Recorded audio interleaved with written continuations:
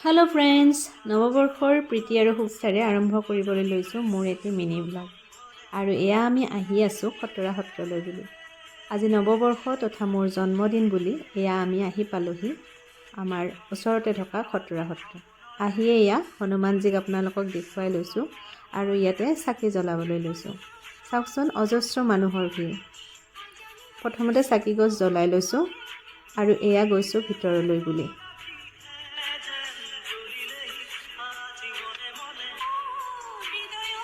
আৰু ভিতৰত সোমায়ে এয়া লগ পালোঁ এনি লাইফৰ দাদাসকলক। তেওঁলোকেও জনালে নৱবৰ্ষৰ শুভেচ্ছা, লগতে আমাৰ পৰাও জানিব খুজিলে। আৰু এয়া যে দেখিছে মোৰ ওচৰত, এয়া মোৰ ফ্ৰেণ্ড। কোনো প্লেনিং নোহোৱাকৈ সিহঁতক ধুনীয়াকৈ লগ পালোঁ, খুব ভাল লাগিল। সিহঁতৰ লগতো ফটো উঠিলোঁ, কিছু সময় টাইম স্পেণ্ড কৰিলোঁ। আৰু এয়া হৈছে মন্দিৰৰ গাতে লাগি থকা পুখুৰীখন, য'ত নেকি কাছ বহুতো দেখিবলৈ পোৱা যায়, কিন্তু আজি ঠাণ্ডাৰ বাবে আমি কাছখিনি নেদেখিলোঁ। এনেদৰে গোটেই দিনটো ধুনীয়াকৈ কটাই এয়া উভতিছোঁ আকৌ ঘৰলৈ বুলি। আৰু এই ঘৰ আহি পাই দেখোঁ মা আৰু ভণ্টি আহিছে। যিহেতু মই কৈছোঁৱেই মোৰ জন্মদিন বুলি, গতিকে মানুহজনেও কেক এটা আনিলে আৰু সকলোৱে এনেদৰে কেক কাটি বাৰ্থডে চেলিব্ৰেট কৰিলোঁ। এনেদৰে ধুনীয়াকৈ পাৰ হৈ গ'ল মোৰ নৱবৰ্ষৰ প্ৰথম দিনটি, লগতে জন্মদিন।